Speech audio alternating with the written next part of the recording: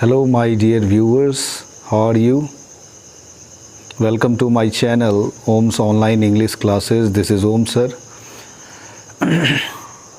Friends, आज का जो सेशन होगा वो मॉडल वर्ब के अगले यूज़ को लेकर के होगा। पिछले सेशंस में हम लोगों ने शैल, विल और शुड के बारे में जाना था और उससे संबंधित जो भी क्वेश्चंस है उसके बारे में भी हम लोगों ने चर्चा की थी। तो मुझे आशा है कि आप लोगों ने इस तीनों ही यूसेज को अच्छे से समझा होगा। और जो आज का मॉडल वर्ब होगा वो हम लोग उसमें वुड को शामिल करना चाहेंगे। वुड के यूज़ से भी काफ़ी सारे जो है वो क्वेश्चंस और काफ़ी सारे अलग अलग जो है वो अर्थ वाले सेंटेंसेस जो है आए दिन देखा गया है हर एक प्रकार के एग्ज़ामों में। तो इसलिए हम लोग वुड के साथ जो है वो आज शुरू करेंगे। वुड से स्टार्ट करने के पहले शुड के एक और यूज़ के बारे में आप लोगों को बताना चाहूँगा, जो कि अक्सर देखा गया है कि मतलब स्पोकन में काफ़ी ज़्यादा जो है इस वाक्य को यूज़ किया जाता है, जो कि है वाई और शुड के प्रयोग से। वाई शुड, ठीक है। वाई और शुड का प्रयोग जो है वो अपोज करने हेतु यानी अपोजिशन को बतलाने के लिए, यानी कि जब हम किसी बात का विरोध करते हैं, जब हम किसी बात को लेकर के विरोध जताते हैं, यानी हम उससे एग्री नहीं करते हैं, तो वहाँ पर इस एक्सप्रेशन का हम लोग यूज़ करते हैं वाई शुड, ठीक है। तो जैसे एक सेंटेंस जो है वो लिखना चाहेंगे, why should boys have all the fun. ये एक इंटेरोगेटिव सेंटेंस है और इसमें आप देख सकते हैं ये वाई का प्रयोग हुआ है, जो कि एक क्वेश्चन वर्ड है। तो शुड का प्रयोग वाई के साथ जब हम लोग करते हैं तो बेसिकली हम लोगों का जो है वो सेंस रहता है अपोजिशन को बतलाना। ये बहुत ही पॉपुलर एक सेंटेंस है, जो कि आपने अक्सर टीवी पर जो है वो सुना भी होगा, है ना। प्रियंका चोपड़ा को अक्सर बोलते हुए, why should boys have all the fun, यानी कि सारे मज़े जो है वो लड़के ही क्यों करें, ठीक है। यानी कि उसे इस बात से आपत्ति है कि सारे मज़े जो है वो लड़के ही उठाते हैं, सारे कह सकते हैं कि शरारती काम जो है वो लड़के ही करते हैं। तो इसलिए उसमें उसकी शरारत को दिखाते हुए कहा गया है why should boys have all the fun. और एक और वाक्य लिखना चाहेंगे इसी तरीके से, जैसे देखिए, वाई शुड आई पे थ्रू माई नोज। हालांकि ये एक इडियम है, पे थ्रू वंस नोज का अर्थ होता है ज़्यादा भुगतान करना, ज़्यादा जो है वह टू पे, इसका अर्थ होता है टू पे टू मच, बहुत ज़्यादा जो है वह भुगतान करना, यानी कि सामान्य से अधिक।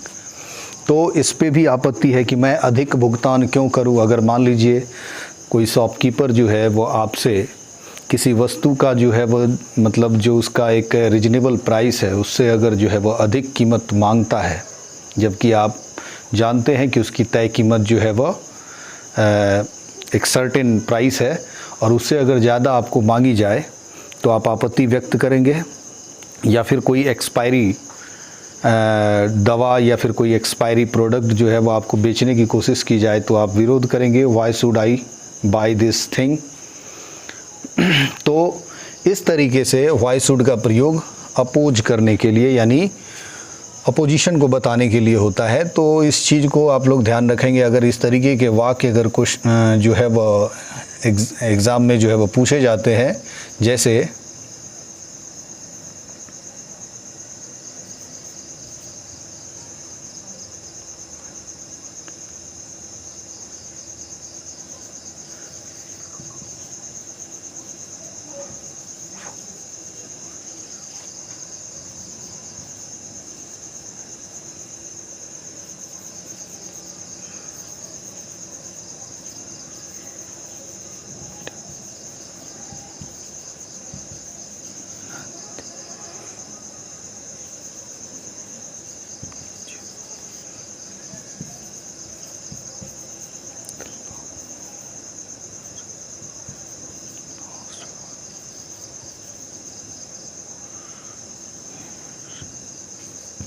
जैसे इस वाक्य को देखिए, अगर हमारे एरिया में कोई नेता जो है वो जीत कर जाता है और वो कोई कार्य नहीं करता है हमारे एरिया के लिए, और अगली बार अगर वोट मांगने को आए तो हम अपोज करेंगे उसके इस मतलब चीज़ का कि why should we vote for you, यानी हम लोग आपके लिए वोट क्यों करें when you have done nothing during the last 5 years, जबकि आपने पिछले 5 सालों में कुछ नहीं किया है, तो मैं या हम लोग आपके लिए वोट क्यों करें। तो एक तरीके का ये अपोज है। अगर ऑप्शन में जो है वह आपको विल दिया हुआ रहे,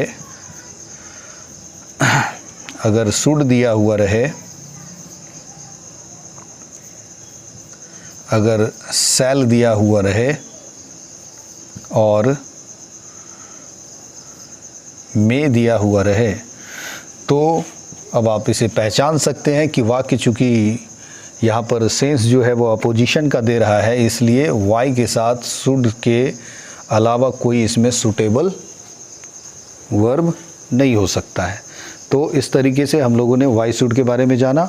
अब हम लोग अगले जो है वो मॉडल वर्ब की तरफ जो है वो रुख करना चाहेंगे, और आज का जो मॉडल वर्ब है वो है वुड। यूज़ ऑफ वुड,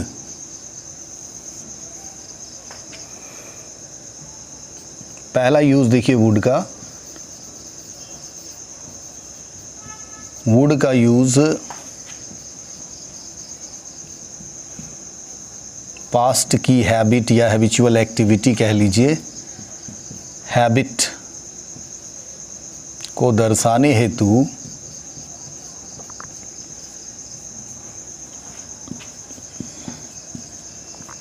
किया जाता है।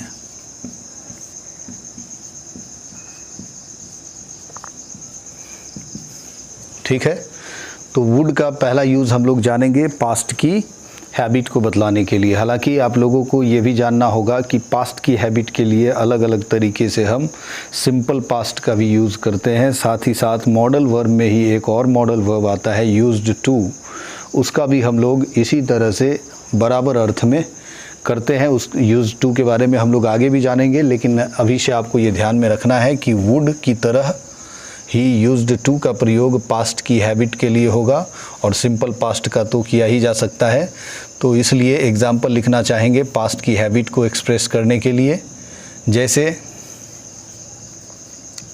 सी वुड टीज मी,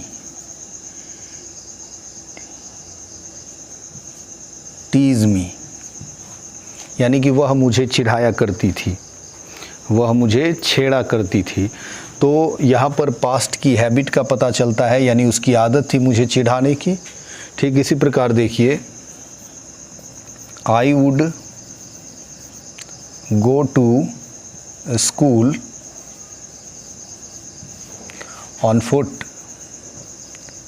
यानी मैं पैदल जो है वो स्कूल जाया करता था, मैं पैदल स्कूल जाया करता था। तो ये दोनों ही वाक्य जो है वो पास्ट की हैबिट को बतलाते हैं। इस तरह के अनेकों वाक्य आप लिख सकते हैं, तो इस तरीके से इसे समझें। अब नेक्स्ट यूज जो है वो वुड का, वो आप देखिए, वुड का यूज रादर या सुनर, सुनर के साथ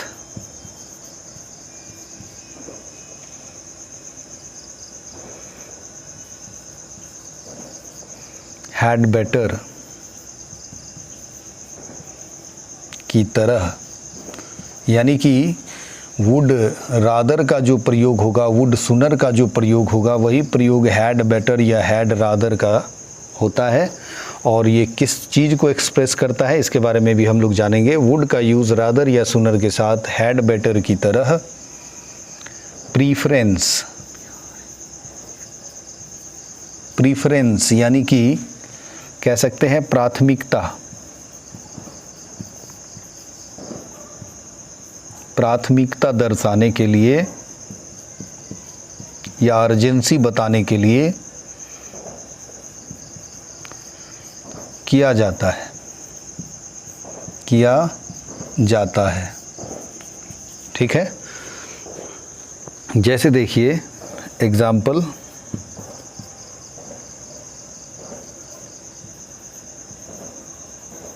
I would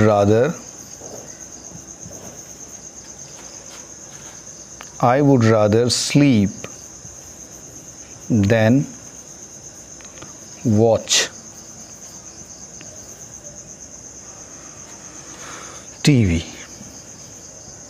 यानी कि यहाँ पर ये बता रहा है कि मेरे लिए टीवी देखने से बेहतर सोना रहेगा, यानी कि सोना मेरे लिए ज़्यादा बेहतर होगा, यानी टीवी देखने से बेहतर मेरे लिए सोना होगा या सोना रहेगा, या मैं इसे जो है वो यानी बेहतर होता, अच्छा होता, इस सेंस में इसका प्रयोग होता है। जैसे इसी प्रकार से देखिए, अच्छा इसमें दो दो क्रियाओं को जोड़ा गया है, इसलिए देन, यानी एक से दूसरे को बेहतर बता रहे हैं, इसलिए देन का प्रयोग हुआ है। और एक और चीज़ इसमें नोटिसेबल है, वो है कि इसमें वर्ब का जो है वह V1 फॉर्म, बेयर इन्फिनेटिव यानी विदाउट टू वाला फॉर्म दोनों ही जगह पे यूज़ होगा। यहाँ भी देखें आप, वॉच का प्रयोग बिना टू के हुआ है और यहाँ भी बिना टू के यूज़ हुआ है। अक्सर ऐसे क्वेश्चंस में या तो 2 + V1 करके, टू स्लीप करके, या फिर स्लीपिंग करके एरर पूछा जाता है। या तो पहले वाले वर्ब के साथ ऐसा करेगा या फिर दूसरे वाले वर्ब के साथ यहाँ पर टू वॉच या वॉचिंग दे सकता है आपको। तो आप लोगों को केयरफुल रहना है कि अगर वुड रादर या वुड सूनर के साथ अगर वर्ब आता है तो वो V1 होगा और विदाउट टू होगा। वैसे भी आप सभी जानते हैं कि मॉडल वर्ब हमेशा जो है वह V1 विदाउट टू लेता है, तो इसलिए यहाँ पर आपको काफ़ी ज़्यादा वॉचफुल रहना होगा। अक्सर जो है वो ऐसे क्वेश्चंस इस तरीके से पूछे जाते हैं, जैसे देखिए, I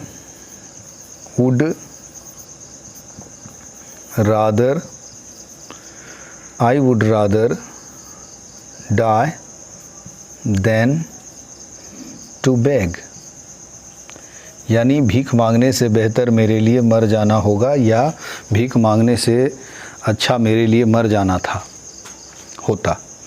तो इस तरीके से यहाँ पर आप देख सकते हैं एरर है, 2 + V1 का प्रयोग हुआ है और यही एरर है, इसमें 2 का प्रयोग नहीं होना चाहिए। अब जाकर के यह वाक्य सुटेबल है। I would rather die than beg, ठीक है, यानी मेरे लिए भीख मांगने से बेहतर मर जाना होगा। तो इस तरीके से आप देख सकते हैं कि वुड रादर और वुड सूनर का प्रयोग, सूनर का भी प्रयोग हम यहाँ कर सकते हैं चाहे तो, I would sooner die than beg।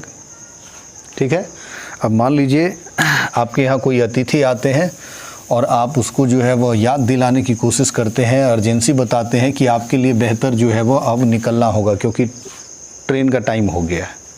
अब सीधे सीधे आप कैसे कह सकते हैं कि आप चले जाइए, तो इसलिए आप उसको इनडायरेक्ट वे में अर्जेंसी बतलाते हैं कि आपके लिए अब चले जाना बेहतर होगा। कभी कभी धमकी भरे लहजे में भी कहा जाता है कि यहाँ से अब तुम चले जाओ, तुम्हारे लिए यही अच्छा होगा, तुम्हारे लिए यही अच्छा रहेगा कि तुम यहाँ से चले जाओ। तो ठीक इसी प्रकार हम इसमें लिख सकते हैं, यू वुड सूनर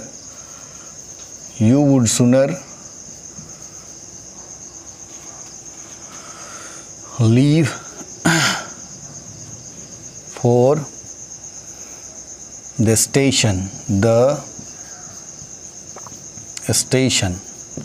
यानी आपके लिए अब स्टेशन के लिए प्रस्थान करना बेहतर होगा, यानी आपके लिए अच्छा था कि अब आप प्रस्थान कर जाएं। तो तो वुड सूनर और वुड रादर की तरह ही आप यहाँ हैड बेटर का भी प्रयोग कर सकते हैं, और हैड बेटर वाले में भी यही चीज़ आपको ध्यान में रखना है। ठीक है, यू हैड बेटर लीव लिखा जाता है और हैड को देख करके देखा गया है कि स्टूडेंट यहाँ लिव्ड जो है वह सपोज करते हैं, या अगर लिव्ड ऑलरेडी अगर दिया हुआ है तो उसको सही मान बैठते हैं हैड के चलते। लेकिन आपको ध्यान रखना होगा कि हैड बेटर की तरह ही वुड सूनर का प्रयोग हुआ है, यानी एक दूसरे के सब्स्टिट्यूट के तौर पर इसका प्रयोग करते हैं। वुड सूनर के बदले हैड बेटर लिख सकते हैं यहाँ। तो इसलिए इसमें वर्ब के फॉर्म को बदलने की कोई इसमें गुंजाइश नहीं है। तो ठीक वुड सुनर या वुड रादर के प्लेस पर आप हैड बेटर, हैड सुनर, हैड रादर का प्रयोग कर सकते हैं, like this. She had better या सी हैड रादर भी लिख सकते हैं।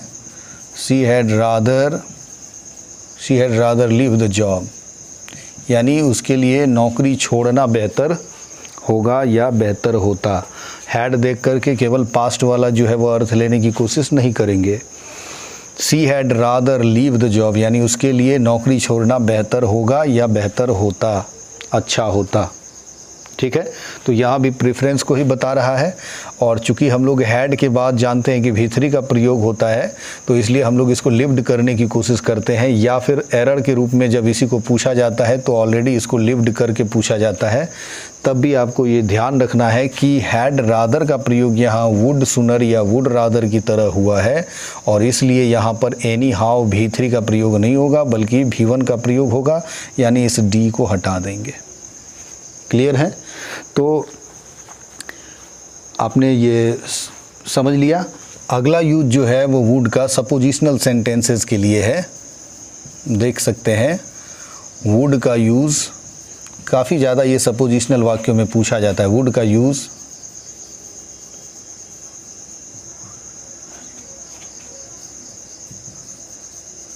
सपोजिशनल सेंटेंसेस, सपोजिशनल सेंटेंसेस कहते हैं काल्पनिक वाक्यों को, यानी कोरी कल्पना जब हम करते हैं उस वाक्यों को हम लोग सपोजिशनल कहते हैं, या कभी कभी कंडीशनल भी कहते हैं इसको। तो वुड का यूज सपोजिशनल सेंटेंसेस में किया जाता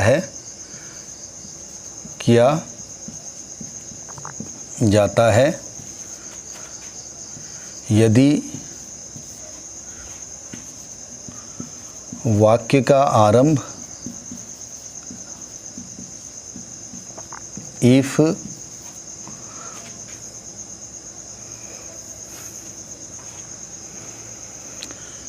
इफ ओनली ओ दैट, या फिर वुड दैट के अर्थ में भी यूज़ होता है ये, काश के अर्थ में। ठीक है, I wish,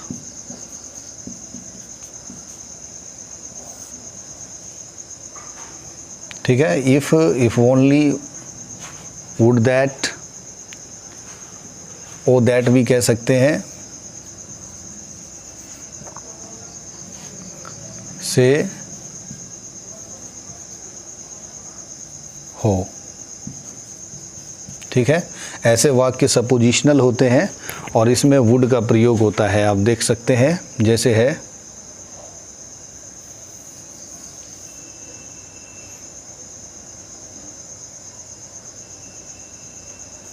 if I were you, if I were you, यदि मैं तुम्हारी जगह होता। इस वाक्य का अर्थ है इफ आई वर यू, तो ये एक सपोजिशनल वाक्य है।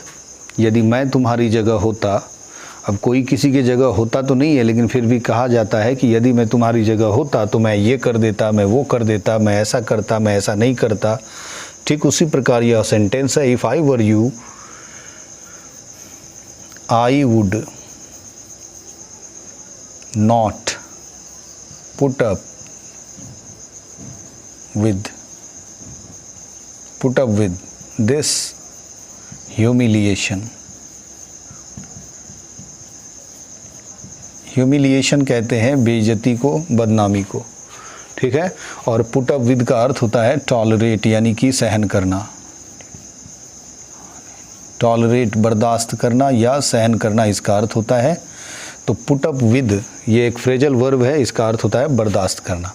तो आप यहाँ देख सकते हैं इसका जो दूसरा पार्ट है इसमें वुड का प्रयोग हुआ है, और यहीं पर आपको ब्लैंक दे करके पूछा जाता है इफ़ आई वर यू। तो आप देख सकते हैं इफ़ से ये कंजंक्शन है, इससे शुरुआत हुई है इस सेंटेंस की, और यह वाक्य बिल्कुल सपोजिशनल है, यानी कि काल्पनिक है, कोई किसी की जगह लेता नहीं है, न ही ले सकता है। ठीक है, लेकिन फिर भी लोग ऐसा बोलते हैं। ठीक, इसी को आप देखिए, अगर इफ़ को हटा दें तो हम वर को आगे ला सकते हैं। Were I a bird, were I a bird I would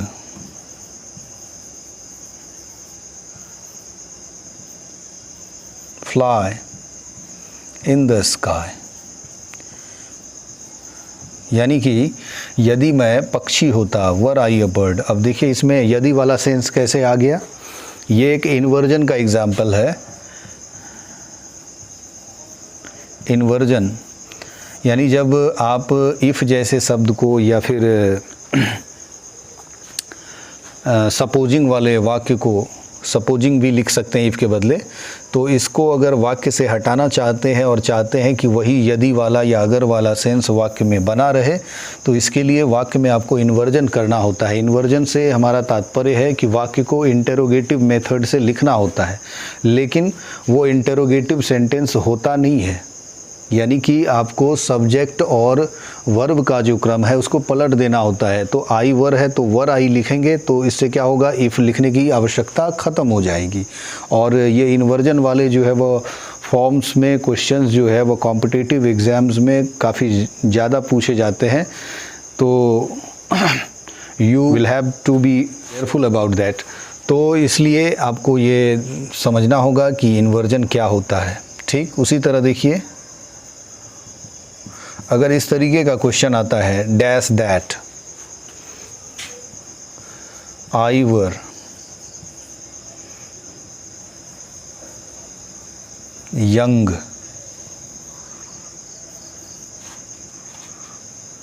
again, तो ये भी वाक्य आप देख सकते हैं। Dash that I were young again, काश में फिर से जमा हो जाता। तो यहाँ पर आप देख सकते हैं मैंने काश के अर्थ में वुड दैट यहाँ लिखा है या फिर ओ दैट लिखा है। अब ऑप्शन में आपको ओह दिया हुआ है, बी में जो है वह शुड दिया हुआ है, ठीक है, सी में शैल दिया हुआ है और डी में आपको वुड दिया हुआ है।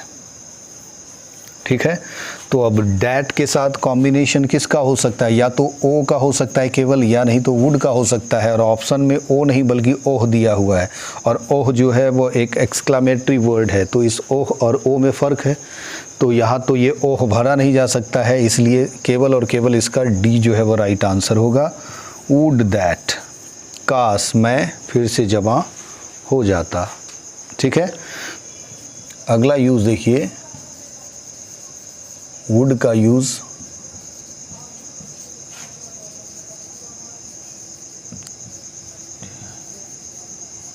कंडीशनल सेंटेंस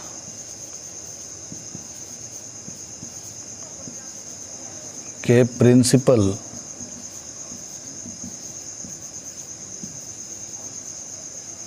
क्लाउज में किया जाता है, किया जाता है जब सबऑर्डिनेट क्लाउज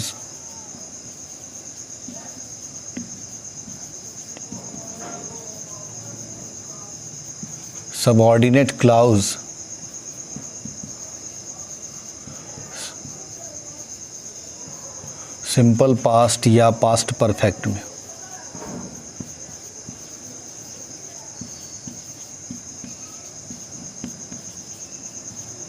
यानी अगर आपका सबऑर्डिनेट क्लाउज सिंपल पास्ट में हो तब भी और पास्ट परफेक्ट में हो तब भी प्रिंसिपल क्लाउज में वुड का प्रयोग होगा।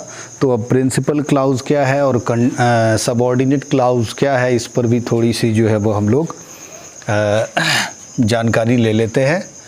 पहले हम एक सेंटेंस लिखना चाहेंगे, जैसे देखिए, if she tried a little harder, a little harder यानी थोड़ी और मेहनत अगर वो करती या थोड़ा और प्रयास करती, she would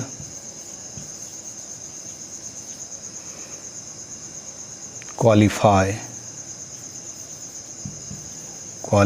she would qualify, वह पास कर जाती। अब इसमें एक सेंटेंस जो है वो यहाँ से यहाँ तक है, दूसरा आप देख सकते हैं कॉमा के बाद जो है वो एक सेंटेंस यहाँ है, ठीक है।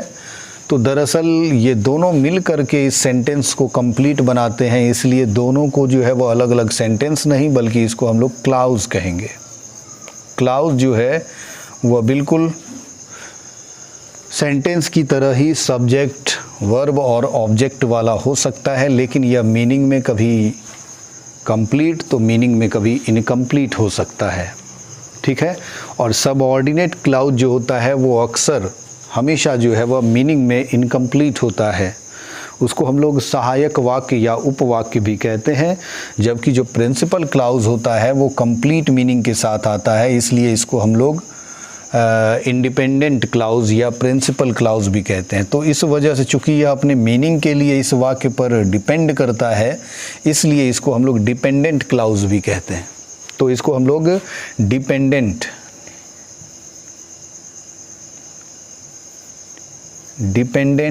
क्लाउज भी कहते हैं, या नहीं तो सबऑर्डिनेट भी कहते हैं।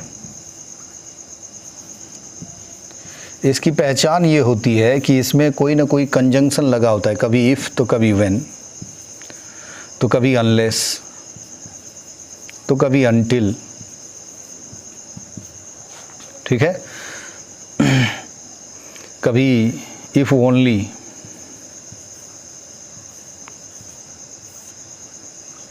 तो इस तरीके से इसमें अक्सर जो है वो कोई ना कोई कंजंक्शन लगा होता है, जबकि ये वाला जो पार्ट है ये विदाउट कंजंक्शन रहता है और ये कॉमा के बाद लिखा जाता है। हालांकि आप देखें तो इस ऐसा नहीं है कि हमेशा ऑर्डिनेट को ही पहले लिखना है, आप चाहे तो प्रिंसिपल को भी पहले लिख सकते हैं और तब ये इसका कंजंक्शन बीच में आ जाएगा जहाँ से ये दोनों को कनेक्ट करेगा, जोड़ेगा, ठीक है। तो अब आपको ये देखना है कि अगर इसका सबऑर्डिनेट क्लाउज यानी कि जो वाक्य अधूरा है यानी कि कंजंक्शन वाला पार्ट अगर वो सिंपल पास्ट में है, किस में? सिंपल पास्ट में, जैसा कि आप इसमें देख सकते हैं कि सिंपल पास्ट में अभी यह वाक्य है, ट्राई से बना है V2, ट्राइड, ये V2 है तो ये सिंपल पास्ट है। तो अगर ये सिंपल पास्ट रहता है तो इधर वुड प्लस V1 का प्रयोग होता है। किसका प्रयोग होता है? वुड प्लस V1 का। तो ये V1 है, वुड के बाद आप देख सकते हैं वुड प्लस V1 है। लेकिन अगर पास्ट परफेक्ट अगर इधर कर दिया जाए तो वुड के बाद हैव आएगा और हैव के बाद V3 आएगा, यानी क्वालिफाई का क्वालिफाइड बनाना पड़ेगा, ठीक है। तो इससे क्या होता है कि दोनों ही टाइम में केवल डिफरेंस आता है, मीनिंग लगभग वही रहता है वाक्य का, लेकिन टाइम के ड्यूरेशन में फ़र्क होता है। ये लगता है कि हाल फिलहाल की बात है और जब पास्ट परफेक्ट लिखते हैं तो वो एक्सट्रीम पास्ट में चला जाता है, यानी कि बहुत पुरानी बात हो चुकी होती है।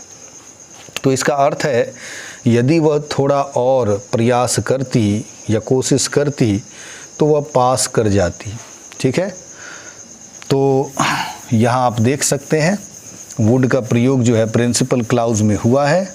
ठीक उसी प्रकार देखिए इस वाक्य को देखिए, had I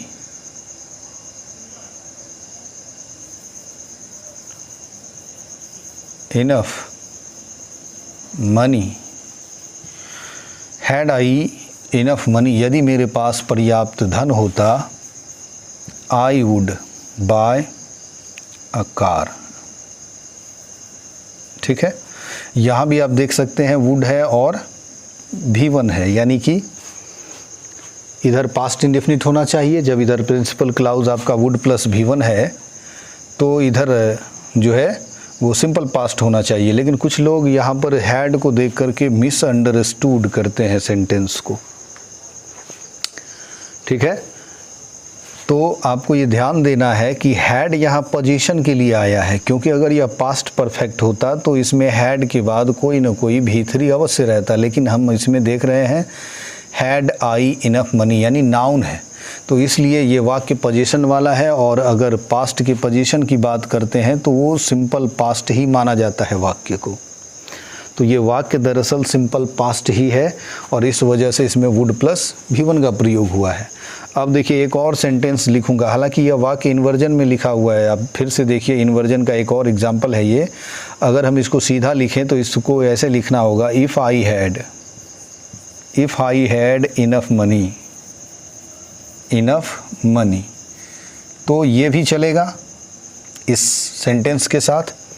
if I had enough money को ही हमने लिखा है हैड आई इनफ मनी, तो आप इसको और करके यहाँ लिख लीजिए कि आप इस तरीके से भी लिख सकते हैं इसको और इस तरीके से भी लिख सकते हैं। अभी थोड़ी देर पहले मैंने बतलाया था कि इन्वर्जन अगर करना हो तो इफ़ को हटा सकते हैं और हैड को आगे ला सकते हैं, जैसा कि इसमें किया गया है। तो अर्थ लेकिन यह वही देगा, वही सपोजिशनल अर्थ देगा, वही कंडीशनल वाला अर्थ होगा कि यदि मेरे पास काफ़ी धन होता या ज़्यादा धन होता, पर्याप्त धन होता, I would buy a car, तो मैं कार खरीदता। ठीक है। अब एक पास्ट परफेक्ट का एग्जाम्पल लेना चाहेंगे। देखिए, we had Mohan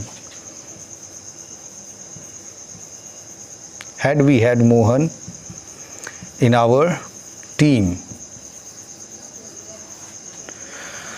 Had we had Mohan in our team.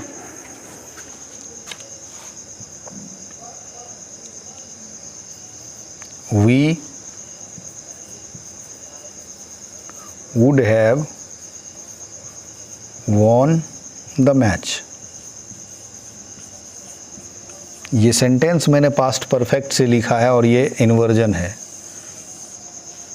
और ये सबऑर्डिनेट हुआ, इस वजह से ये इन्वर्जन में है। कंडीशनल वर्ड के बदले में मैंने इसका इन्वर्जन किया है।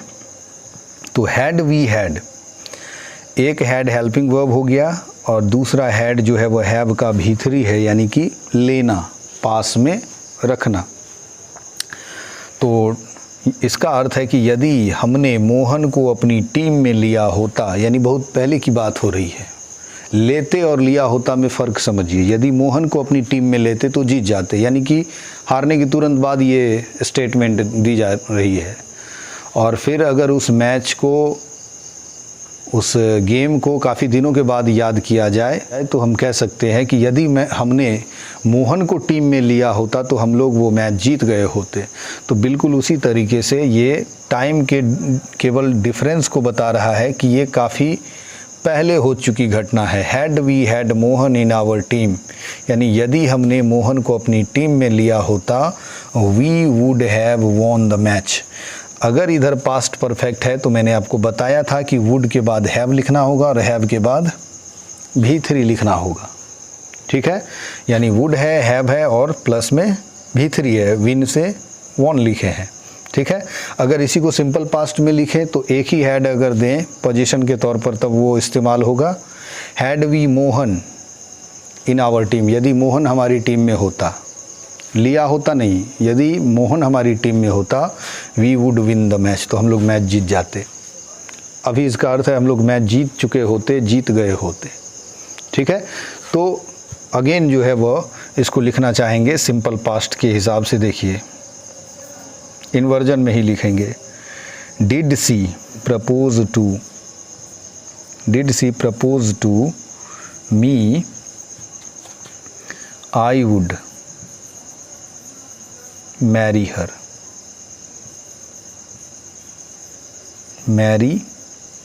हर। तो इसमें आप देख सकते हैं सिंपल पास्ट का इन्वर्जन किया गया है। इसको इस वाक्य के पैरेलल मानेंगे। इफ़ सी प्रपोज्ड,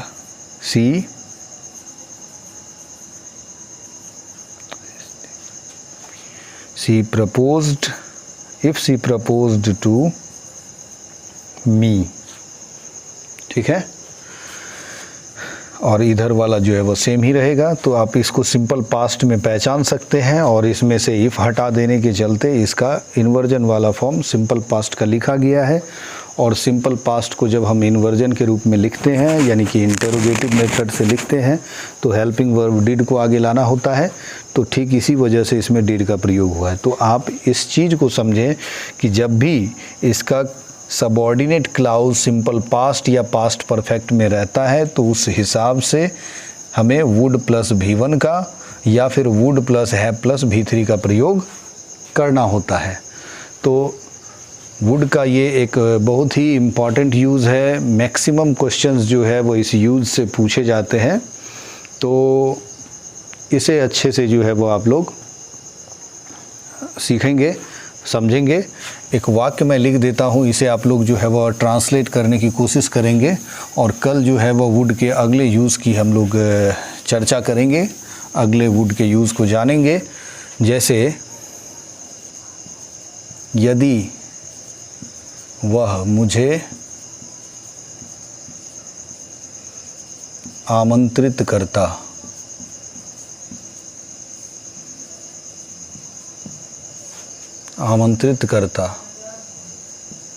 तो मैं ज़रूर जाता,